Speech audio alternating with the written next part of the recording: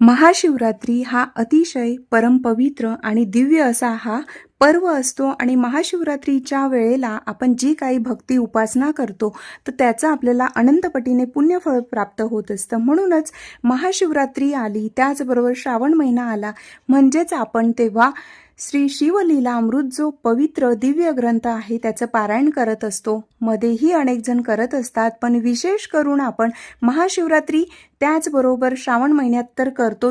म्हणूनच की शिवलीला अमृत या दिव्य ग्रंथाचं पारायण कसं करावं, का करावं, कुठे करावं, त्याचे नियम काय आहेत आणि कोणत्या गोष्टी आपण टाळायच्या आहेत, कोणत्या चुका आपण करायच्या नाहीयेत, की आपल्याला त्या पारायणाचं पूर्ण पुण्यफळ प्राप्त व्हावं यासाठी आपण कोणती काळजी घ्यायची आहे.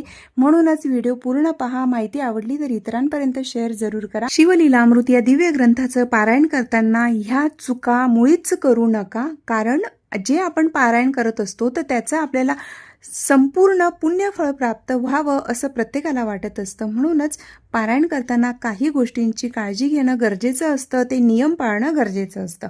तर शिवलीलामृत या ग्रंथाचं पारायण आपण किती दिवसाचं करावं?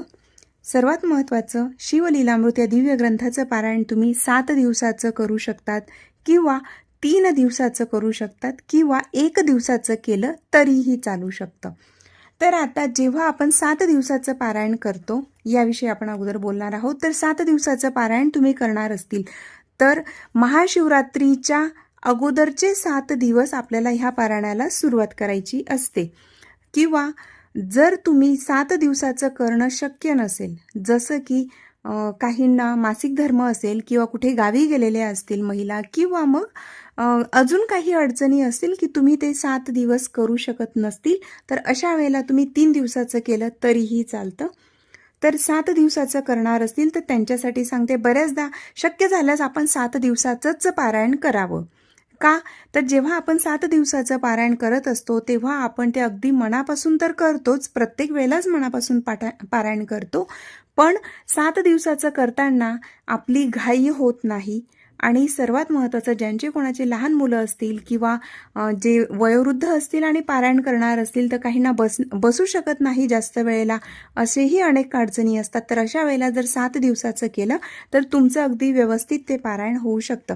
7 दिवस करणार असतील तर आता सोमवारपासून आपण जवळपास सुरुवात करायची असते, पण महाशिवरात्रीच्या अगोदर जो दिवस येत असेल, 7 दिवस अगोदर जो कुठला दिवस असेल त्या दिवशी तुम्ही पारायण सुरू करू शकतात.